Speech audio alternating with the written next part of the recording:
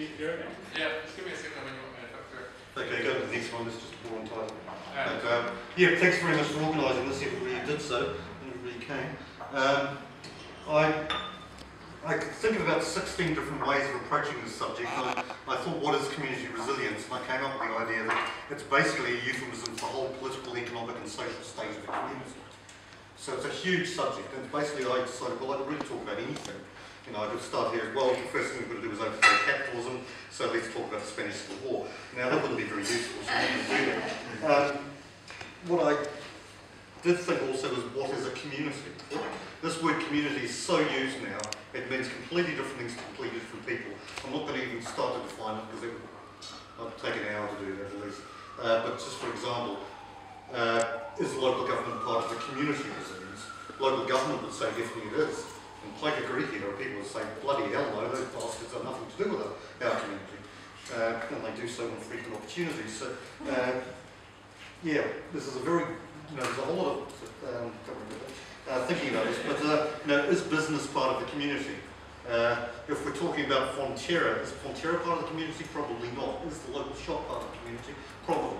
But it's a very undefined word. I tend to talk about, when I'm analysing society, that there's three types of institutions. There's government, state institutions, there's business institutions, and then there's community or civil society institutions. And I'm trying to figure out whether the fourth one, which is domestic and social links, actually counts as an institution, or that's an institutional thing. But so there's a lot, we could just spend a long time taking part in this word community resilience, I think. What I chose to do, and I'm going to approach this, is probably less anarchist influenced and more influenced by my time in international development work, and that's to do this SWOT analysis, strengths, weaknesses, opportunities and threats.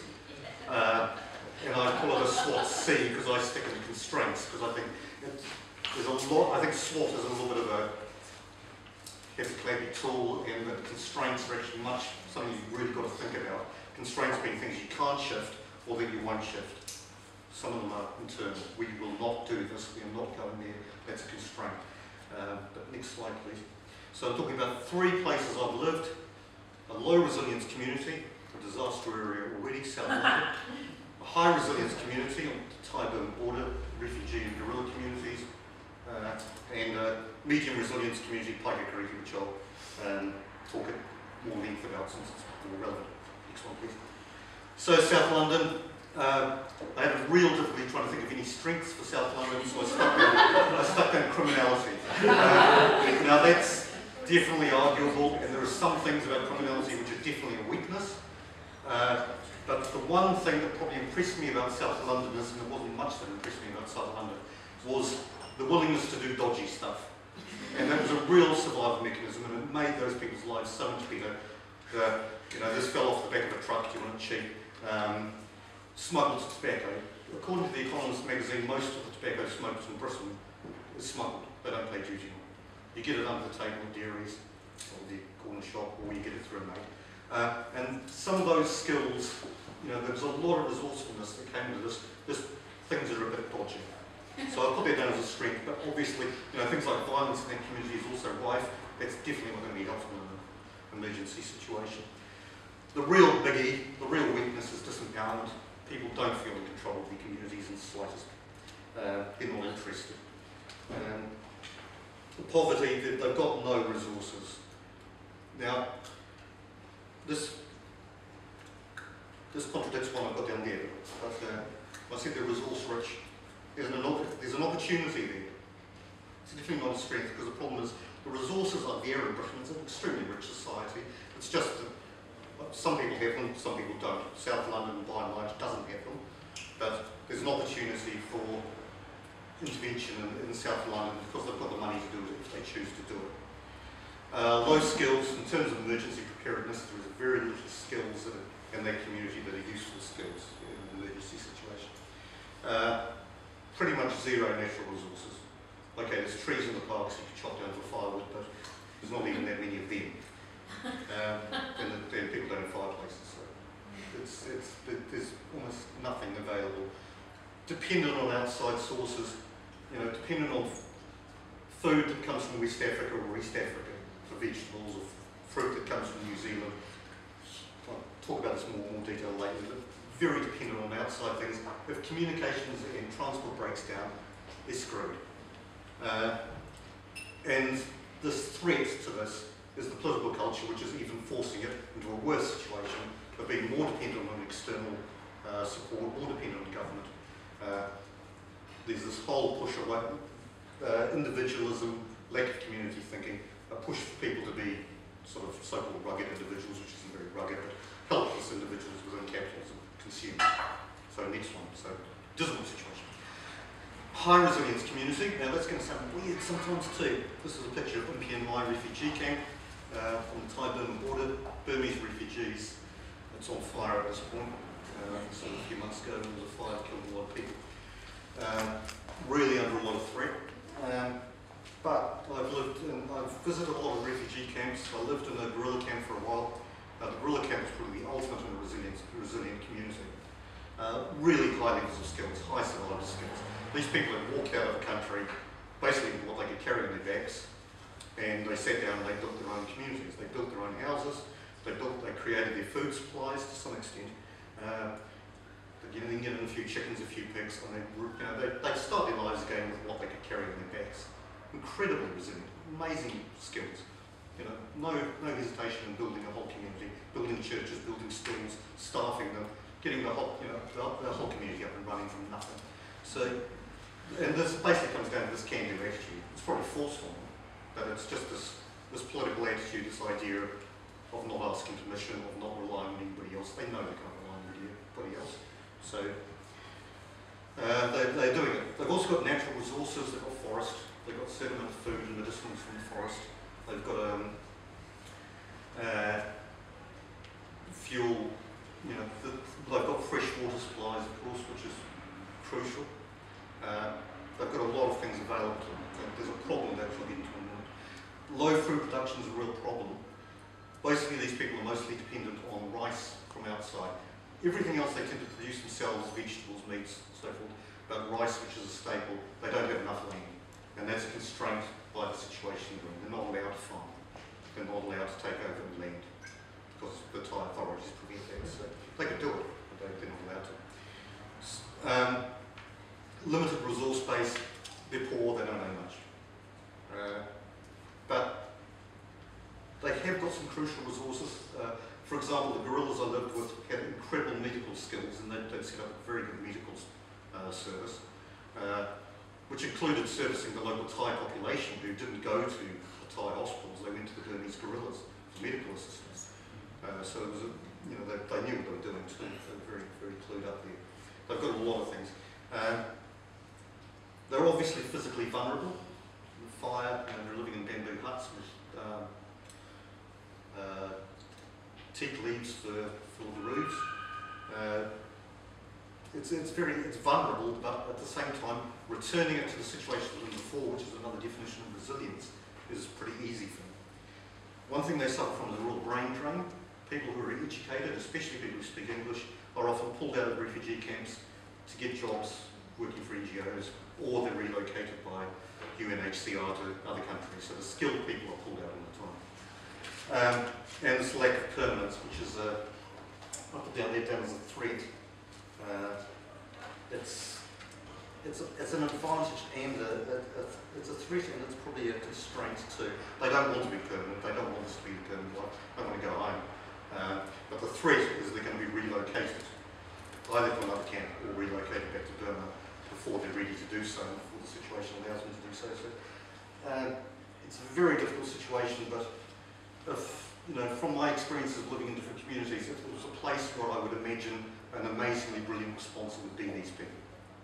They've done it, they've proved it, they can do it. So they're Burmese people of different ethnicities who have fled into Thailand. So this is just inside the Thai border, the Thai border, just within Thailand. Yeah.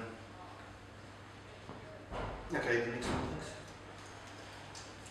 Paekakariki, medium resilience. This is sort of in the middle. Real strength is community identity in Paekakariki. Part of that is it's geographically delineated. It's bounded by the sea, by hills, by Queen Elizabeth Park, You're either living in Paekakariki or you're not, you know it you are.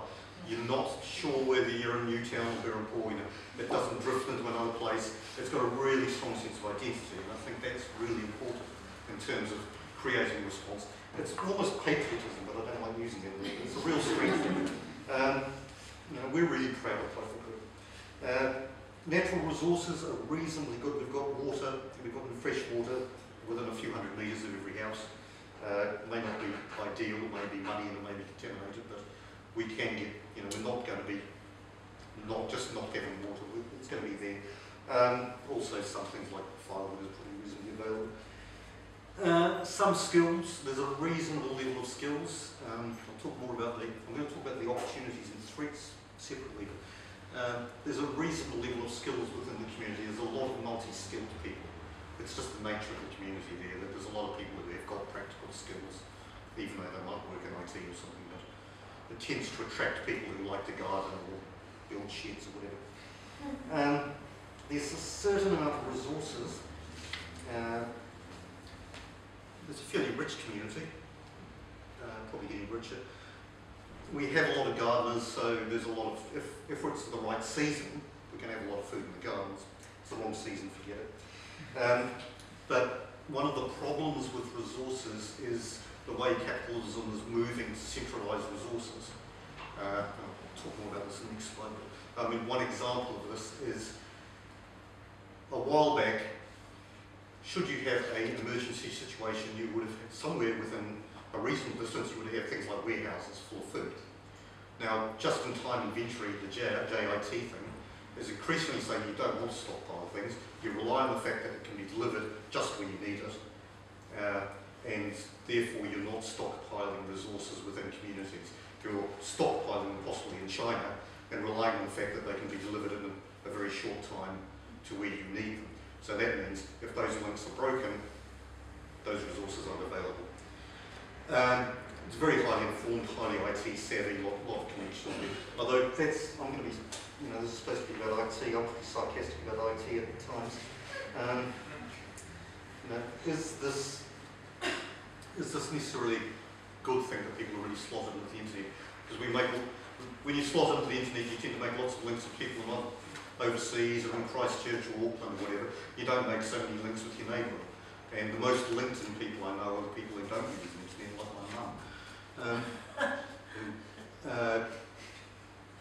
It's also, we shouldn't rely on this too much in the 21st century New Zealand.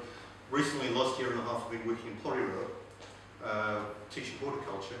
I would say about half the students or the people inquired about being students on their course did not have an email address.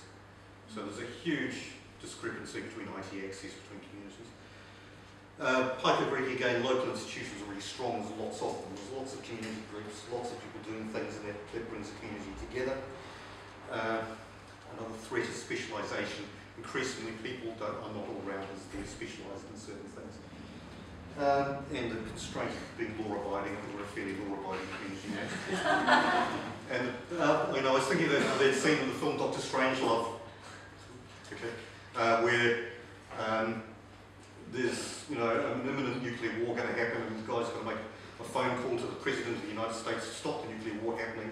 He's been held under guard by a soldier, and he hasn't got the money to make the change to make a call on a payphone, and he says to the soldier, look, shoot that Coke machine and get some change out of it. I've got to make this call to the President. And the soldier says, that's private property. I think that sort of attitude actually is very real in some ways. Next one, please. So this is trends, could be called threats. Narrowing commercial base. I was a kid in Paekakariki. I went away for 20 odd years and then went back again recently.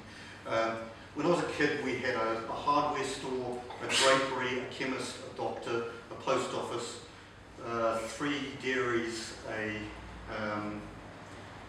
whole lot of things like that.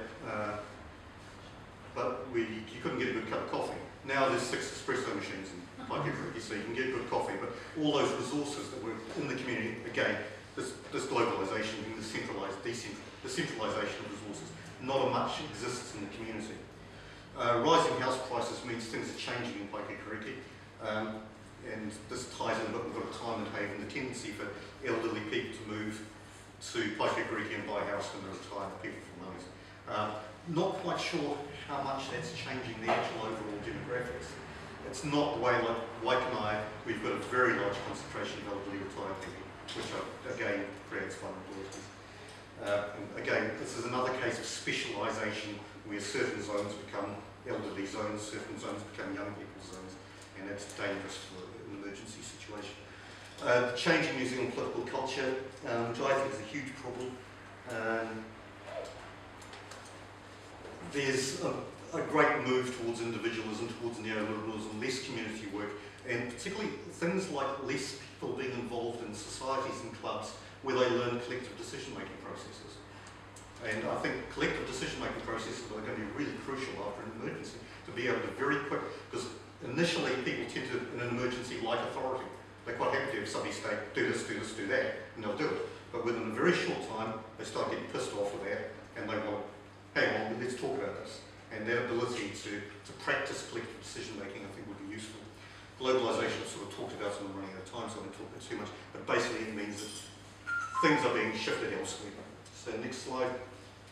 A few quick things about the projects that are going on. Burn busting in community gardens. Burn busting is digging up your roadside and planting vegetables there.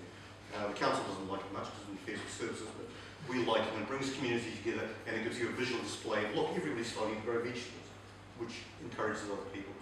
Paekakariki Trading website is a Facebook page. It's basically just a buy-sell-swap website, but again, because of the geographical delineations, we've got 1,600 people, it works really well.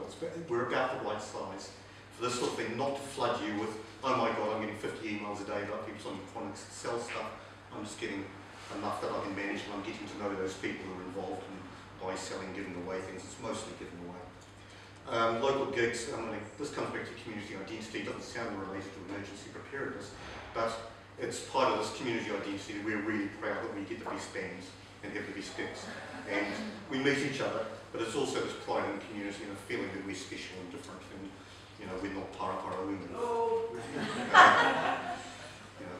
People want to play here, and we get international acts coming that will only play in major cities in Paekakariki. Sports clubs, I'm not a sports person, I'm not involved in sports. I reckon that they're a huge community focus for a lot of people, and that they will probably be really strong and probably underrated. And this resource base of long-term residents, no matter how much your computer mapping and your databases go, if you find a long-term resident, one of those old people that can tell you who lives down that road and how long they've been there and how many kids they have and what medical problems they've had and when their grandfather had an affair in 1953 with somebody else, that database of old people is incredible, and I'm sure that is something that needs to be tapped in an emergency situation, because there's a lot of people that are not involved, even in Paekakariki, which is a big community involvement. There are an awful lot of people there who aren't really involved, as far as I can tell. You meet the same people over and over again, the same few hundred people out of 1,600. So some of those databases, if you could get them out of the heads of old people, I think that would be really good. Yeah, incredible memories of what other people and what's going on with people. Okay, so the last one.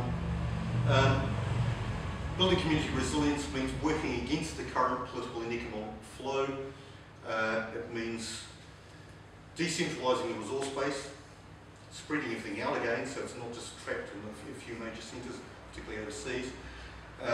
Building collective decision-making skills, building self-reliance by practising living without external infrastructure and support, which is what the Burmese have done very well, and probably this means things like go camping a lot, go tramping, don't stay in hotels, do things. And one thing I left off this, which I thought of, just spreading real grassroots stories of people in emergency situations. I would love to see a comic book coming out of Christchurch talking about what the hell happened to people and how they organised and what they needed and what they did in the first couple of weeks after the earthquake. Comic book would be best, because I think it's the best medium for getting through to people. But I think a children's novel would actually have far more impact than any amount of academic studies or civil defence pamphlets. Sorry, no offence meant to the academics or civil defence pamphlets. I'm sure those things will happen and they'll be useful to some people, but I really think, I seriously think that a children's novel written to 10 to 12-year-olds about responding to the Christchurch earthquake would probably be the single biggest thing for getting a lot of information to people's heads about what to do in that situation. And if it's well written, they will remember it for the rest of their lives. I mean, I'm still running on Don Duck comics to explain the world to me, and it works. It it works better than newspapers. Everybody can't understand that. There's a cookery competition you've got going sometime soon in Paekakariki called the Local Table, in which the only constraint, you can cook anything you like, the constraint is you have to use products entirely sourced within Paekakariki. Except for milk, which you can get from 10 kilometres away, as long as you turn it into cheese or yogurt, and olive oil, which you can get from, I think, 15 kilometres away, because it's the nearest source of vegetable oil. Every other single thing has to be sourced within Paekakariki. And that is a great little lesson to people of what the hell have we got here, what could we have here, what could I grow, what could I get. So people are making their own salt from evaporated seawater in there.